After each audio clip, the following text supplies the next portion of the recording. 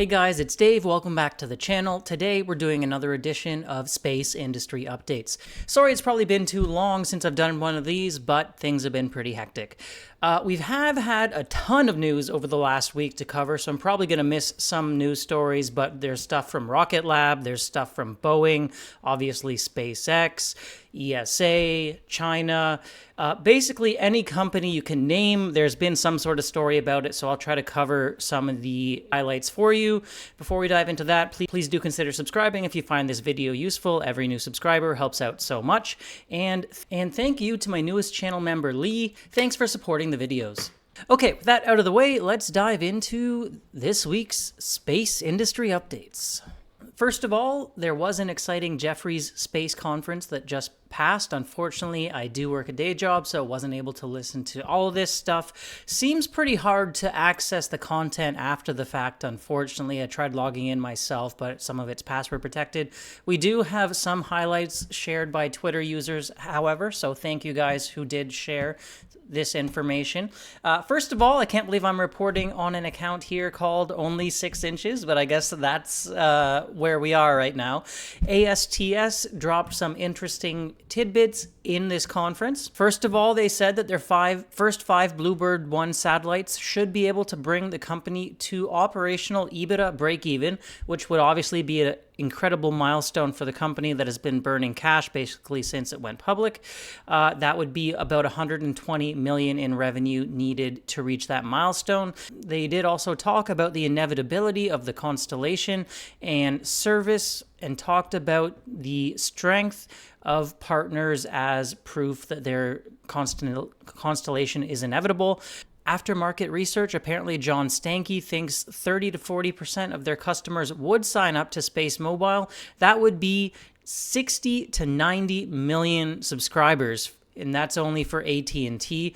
$1.4 billion to $2.1 billion opportunity at $2 per month. AST has MOUs or memorandums of understanding with companies representing up to 3 billion subscribers. Obviously, there may also be some capacity constraints on how many satellites they would need to support that kind of subscriber number, but they're just trying to show, I think, how massive the potential market could be. Obviously, the stock has liked a lot of what's gone on lately with some of these recent agreements and is up massively. So congratulations to any AST shareholders who have been holding over this point. For me, I just prefer to wait to see revenue numbers as opposed to investing in a company that doesn't have any revenue. We also did have a few more pieces of information from Ringo here saying that they'll be ramping up production to 4 to 6 satellites a month in 2025. The lifespan of the satellites will be 7 to 10 years, and some of the partners have over 100 people working on this project within their respective companies. Inflection point is once they hit 40 to 65 satellites, apparently, and Google is helping on the software and the handset side. So a lot of interesting information there from AST. Hopefully we get the full recording from Jefferies at some point. Some interesting information from Redwire as well, thanks to the space investor for sharing this, as well as the quotes from other companies. If you are interested in Redwire, who's had quite a good couple months for their stock as well, definitely check out the space investor, talking a lot about their rollout solar arrays, the deal they made with Rocket Lab for antennas on that SDA award, and much more. Redwire, definitely a company that I've been getting more interested in lately. Going on to NASA, unfortunately, they've hit a snag with their commercial space suits. This is obviously a big problem when you think of the Artemis program and the current suits starting to fail. NASA chose a pair of companies 2 years ago to develop these new spacesuits, and now one of the providers, Collin Aerospace, is expected to completely back out. It's a big blow for NASA, meaning they're really having all their eggs in one basket, being Axium Space. We're really relying on Axium, so if any Axium employees end up watching this video, good luck, guys. We're all counting on you, and no pressure. There was a source that apparently suggested NASA will likely seek to bring a new partner on board to compete with Axiom. They often like having multiple providers, similar to the Commercial Crew program with Boeing and SpaceX, that kind of model where they have two providers competing against each other. It'll be interesting to see how many bids they get for that, if that does end up taking place. Apparently, Axiom has been making better technical progress on their spacesuit, but they're also battling a difficult supply chain environment. Good luck to Axiom. Very important to NASA and the Artemis program. Quick post here. This is an interesting Twitter account. If you do like to follow what's going on with the Chinese space industry, they successfully returned a capsule from the far side of the moon, bringing back lunar samples, something not even the US has achieved as of yet. This is a pretty impressive achievement for China for a couple of reasons. Obviously, just the science they can perform and all that kind of thing, but also they have plans for their own lunar missions in the 2030s, and being able to accomplish this, bringing back a capsule from the moon, goes a long way to developing the kind of technologies they'll need, proving their capabilities, a lot of prestige as well. So congratulations to China on that accomplishment. I actually have a future video coming up going more in depth on the Chinese space industry, something I think is pretty fascinating and is not getting a lot of coverage these days, probably not as much as it should, at least in the Western world. Going on to Rocket Lab now. Peter Beck did do an interview with Eric Berger, one of the best space reporters in the business, talking a lot about Virgin Orbit and their battle to raise funds and how Virgin Orbit eventually went under. Asked again about the transporter missions and SpaceX and competition there. Some pretty salacious quotes saying, like, you know, transporter, even if they price it for zero, our customers need the flexibility and precision that individual launch provides. Some interesting questions. He was asked about Neutron's timeline, and Beck answered that we're pushing hard. We always run pretty aggressive schedules, and we tell everyone the date is 2025, but it is a rocket program, right? This isn't our first time around the block, and there's a tremendous amount of electron stuff that flows into Neutron. So when I think about Neutron and now the discussion on how this even 2025 time frame sounds like he's saying that's aggressive, I really hope they hit that. I feel like I'm okay on the delay from 2024 to 2025. I feel like that was always an extremely aggressive timeline that was unlikely to be hit. But if we do have a pushback into late or 2025 or even 2026, I'll definitely be more disappointed about that one. We also had a post from Rocket Lab about their Archimedes engine, talking about the 3D printing production line, showing pump housings and components for the pre-burner assembly and their additive manufacturing as they look to recruit.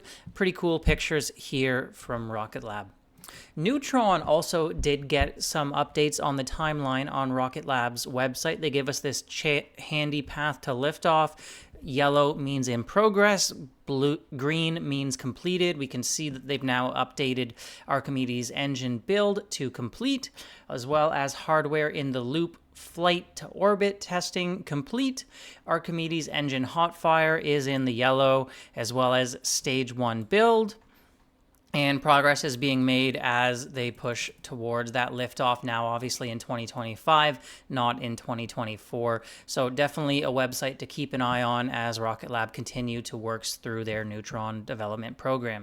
And here, a little bit of a less fun story. So Planet Labs, as you can see in this SEC filing, is laying off a significant portion of their workforce.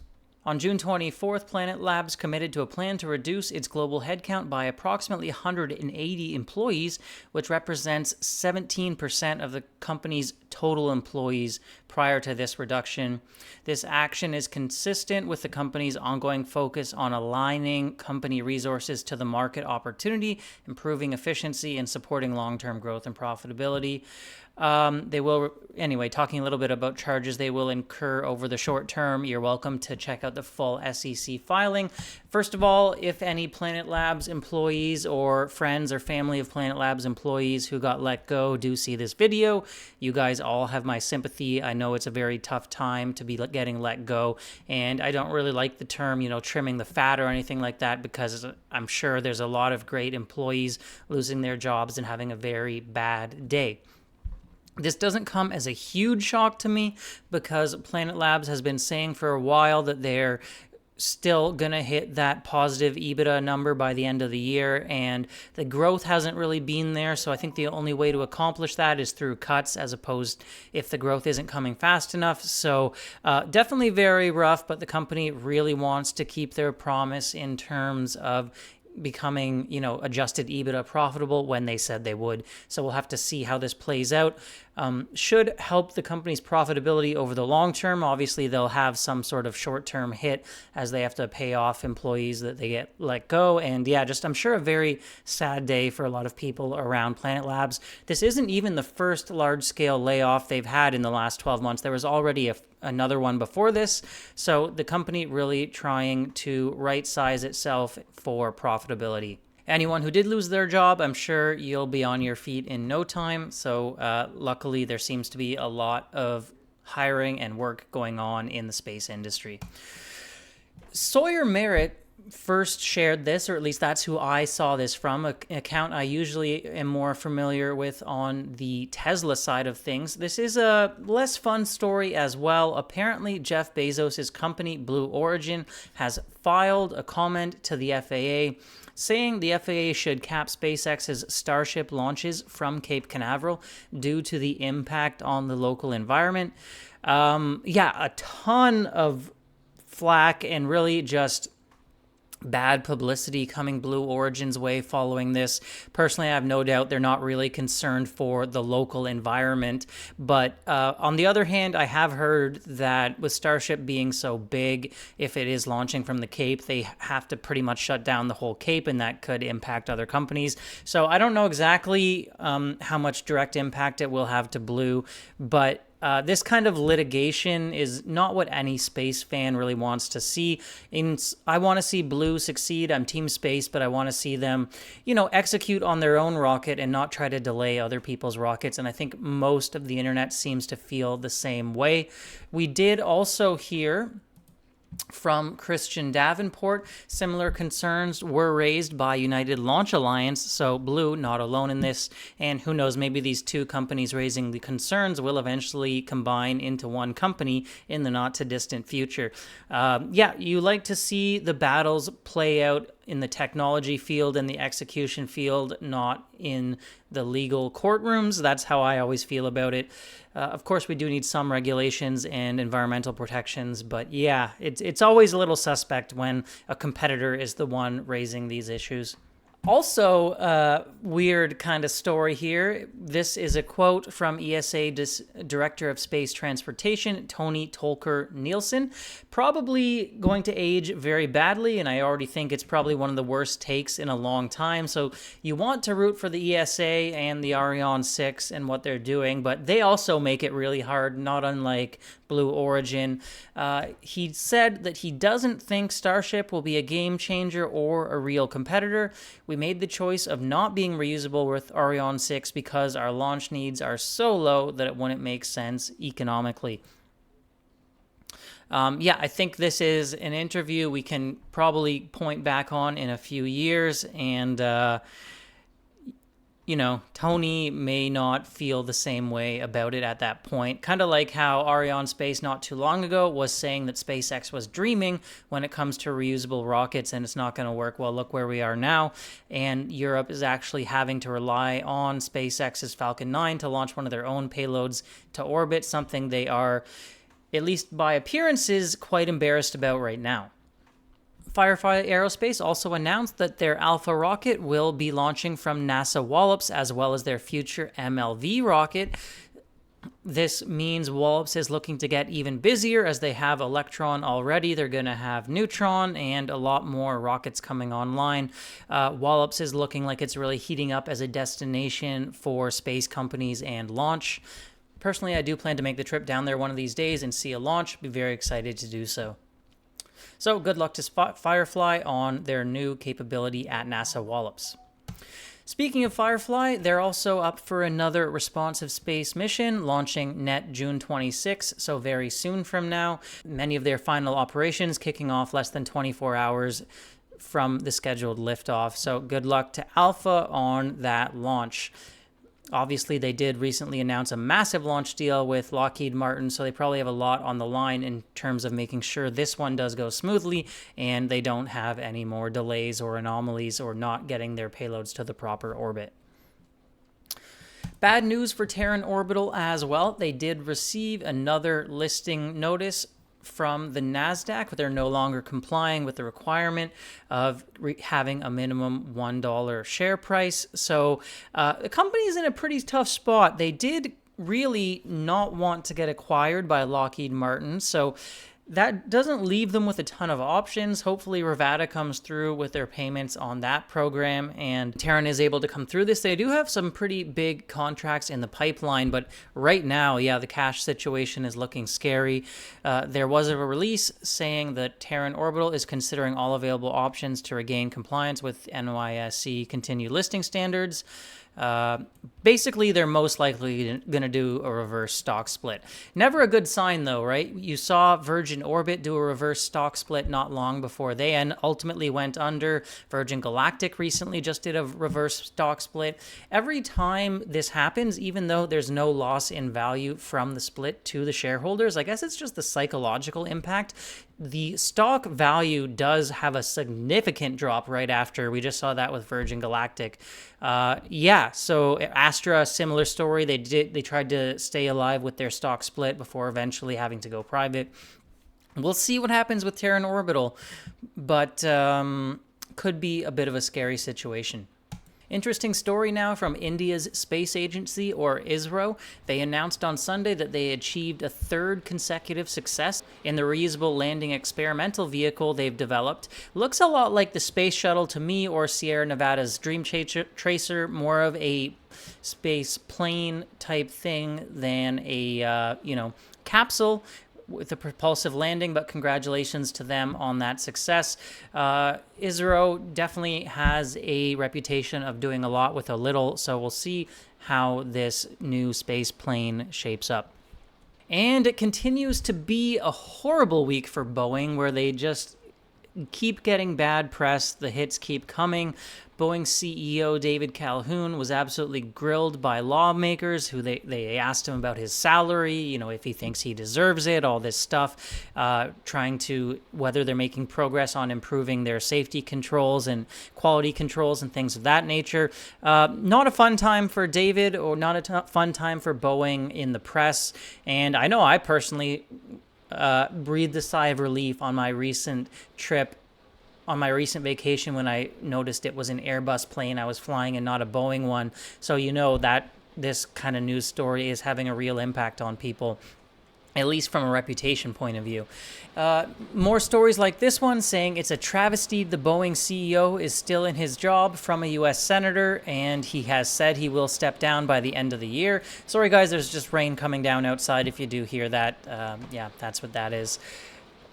Continuing on with Boeing, I like to poke fun at the Starliner and complain about their speed as much as the next person, but a lot of stories like this are not quite true, saying these astronauts really stuck in space as Boeing analyzes Starliner problems.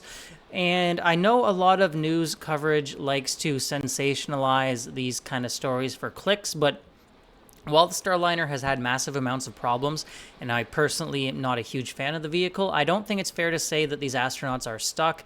Yes, NASA's taking more time to analyze the craft, see what's going on with it, do tests and all that kind of thing, but it is safe to return from everything I've heard, and they will return eventually, but they have time up there to do further testing. It is a test mission, so why not figure out and learn as much as you can.